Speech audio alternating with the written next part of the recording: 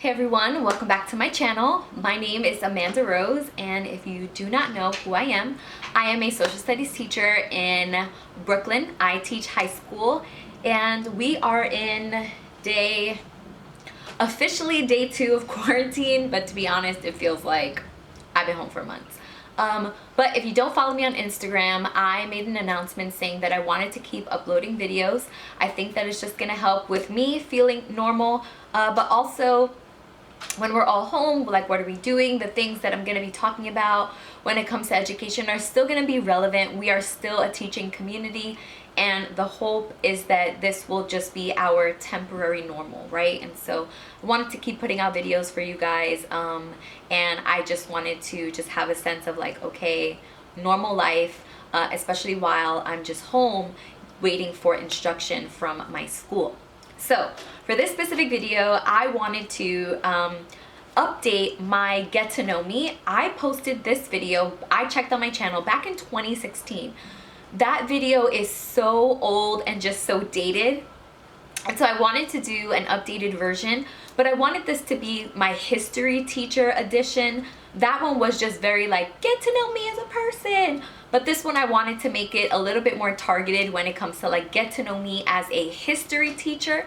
So I thought this would be fun. I have 10 questions that I'm going to be answering, and let's get straight into this video.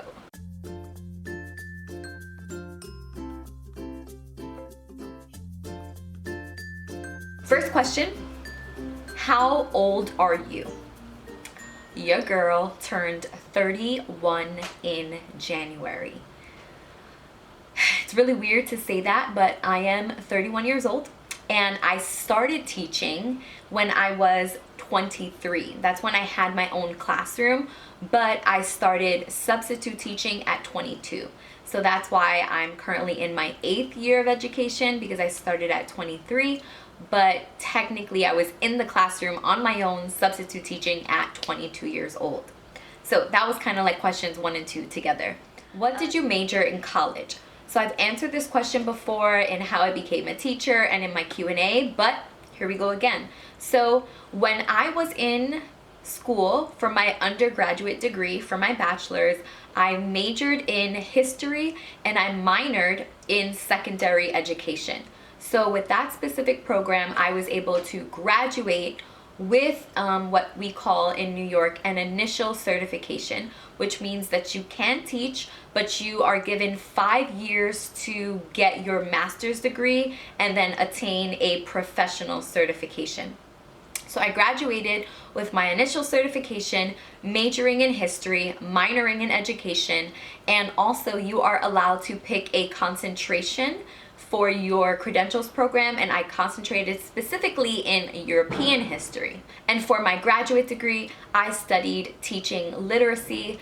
So my master's is in teaching literacy, and for me it just made the most sense to couple those together, a history degree and also literacy, because the two really do work hand in hand so that I can best provide strategies and instruction to my students. Next question. A lot of people ask me, what is my ethnicity? So I am half Puerto Rican and half Dominican.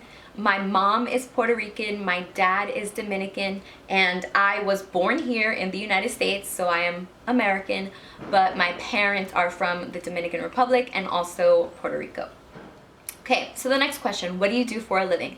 So by now, we all know that I am a high school social studies teacher, but I thought it would be cool to share with you guys all of the different courses that I have taught throughout the last 8 years, because I've almost taught every single thing you can possibly offer in a history class. So my first year I taught US history. I have also taught or currently teach government, which is like a civics course. I also teach economics. I have taught global 3-4, which is starting from like the scientific revolution up until modern day global history. I also taught for 1 year a current events elective, which was so much fun. And then I also taught a history through film elective as well. and that was probably one of the most exciting classes because I had so much control over that elective. I created the curriculum, and we were just learning about history and then comparing movies that recreated those specific historical events to see which movies were historically accurate and which movies were not, and that was great. It was a classroom full of seniors, so it was appropriate when it came to the movies that we chose, but also a fun way to keep them engaged in learning and in education while still introducing film into the classroom. Being said, the next question is, what are your favorite history movies? So some of these are historically accurate and some of them are not, but they are still my favorites. So without a doubt, 100%, no one can ever change my mind. My first favorite history movie is Gladiator. I saw this movie when I was a teenager and I fell in love with it. It has been my favorite movie ever since. I've seen it so many times. I just love the movie. I love everything about it. I love Rome, and I just loved the vibe of the movie. And so even when I traveled to Italy in 2017, seeing the Colosseum, it's my favorite history movie of all time. Other movies that I really love, Saving Private Ryan, Glory, and this one specific, Mary Queen of Scots. I'm obsessed with that movie. The TV show is really cool too, Reign, but Mary Queen of Scots, the movie that just recently came out, love it. And then there are two here that I would highly, highly, highly recommend for your classroom. The first one is 1776, which is a Broadway musical. It's one of the films that we looked at in my History Through Film course, and it is just so good. It's cheesy but funny. Again, it's a musical, and I showed that one to my class. I absolutely loved it. Again, 1776, a Broadway musical. And without a doubt, the last one that I would say is one of my favorites is The Amistad. We learned about this in class with the History Through Film. Then I was able to show this movie to my students, and I really, really, really liked the movie. Of course, there are others there's so many history movies, but for sure, these are the ones that I always go back to, and I wouldn't mind watching over and over again if I had to. Next one, favorite historical figures. So I don't want to seem like, oh my god, what a cliche, but my two are MLK and Rosa Parks. Again, growing up, I just loved reading about the civil rights movement. I loved reading about their lives. I loved that MLK was a Christian. I felt like I could learn so much from his life. And then Rosa Parks. A co-worker of mine recommended this book. Let me actually read you the title. It's called At the Dark End of the Street by Danielle McGuire. Wow.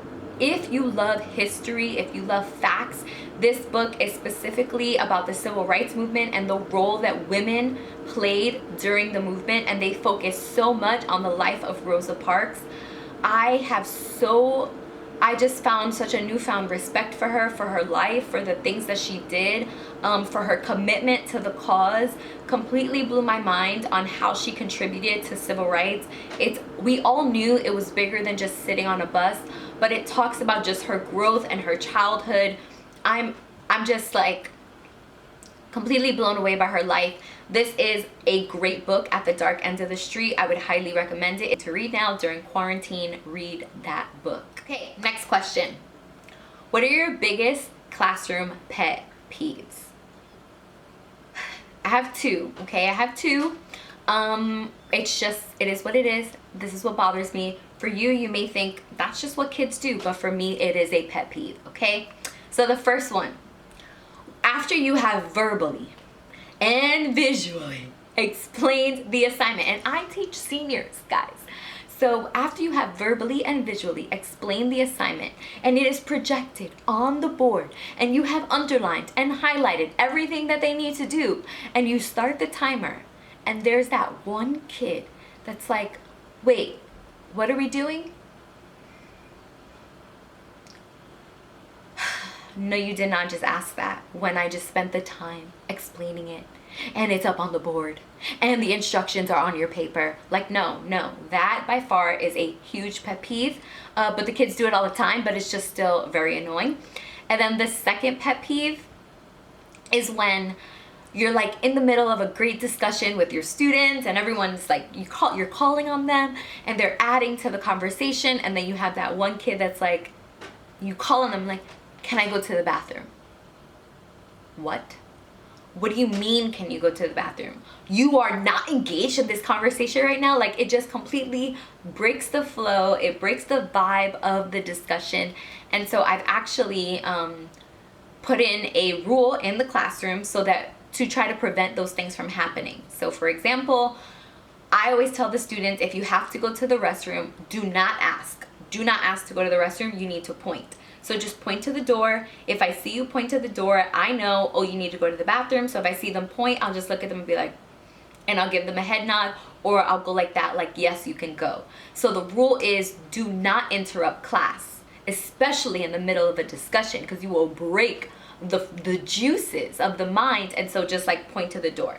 So when students do it and they still ask to go to the bathroom, even though the rule is to point to the door, that's when it becomes like the biggest pet peeve, because I've already put the rule in place for that not to happen, and it still happens. So it's a pet peeve. It is what it is. It happens. And then we move on. Next question. What are my favorite teacher tuber accounts? So this is definitely something that has updated, because when I first did this video in 2016, I was talking about like all of the like It's Judy Time and all the people, Nicole Guerrero, and I still love watching those for makeup, but there are so many helpful teacher YouTube pages on here that I have to share them with you guys. You may be familiar or you may not, but I definitely want to list them. So the first one is Too Cool for middle school. The second one, Pocket Full of Primary. The third one, Real Raps with Reynolds.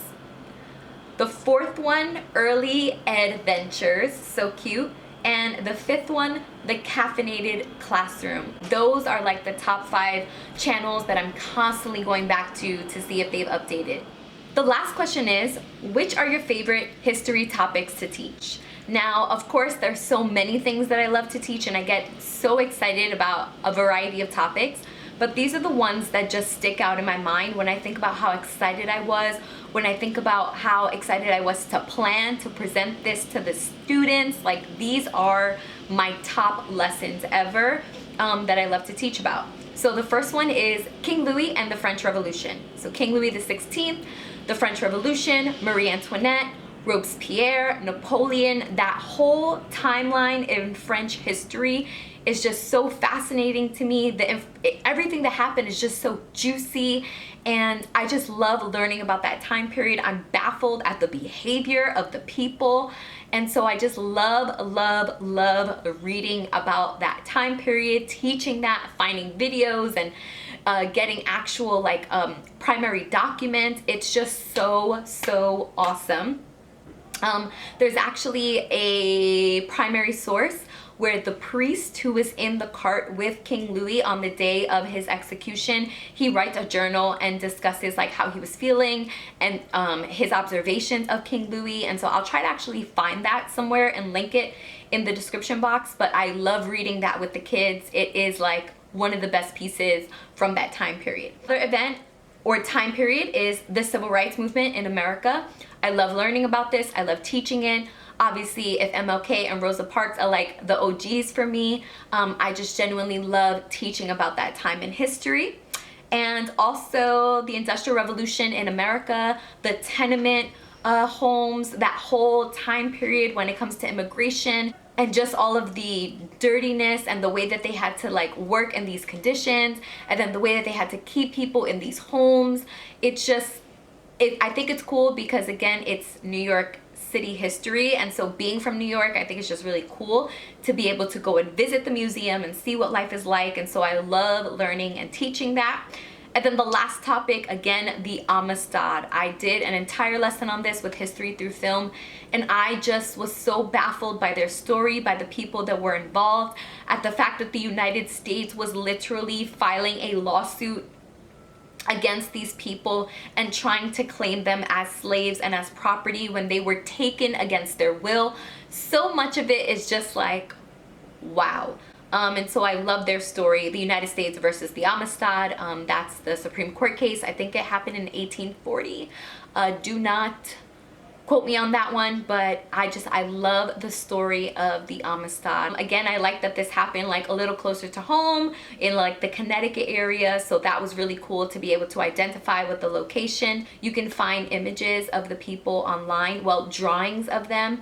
There were people that were going and visiting the enslaved Africans in jail, and they were just drawing pictures, and there's people who are older, people who are younger. I think the youngest person was 9 years old, and so it was such a really awesome topic to learn about. Even for myself, I learned so much that I had never known about the story, and then I was so excited to communicate this to my students. But those would be my top things to teach in history. I hope that you guys enjoyed this video. This is a get to know me teacher edition, and I would love to know what are some of your responses to these questions, whether it be your favorite movie, favorite historical figure, favorite time period, or I would love to know your classroom pet peeves. That one, I think we can definitely compare pet peeves for days. So don't forget to comment down below, and I will see you guys in the next video. Do not forget to subscribe and to like.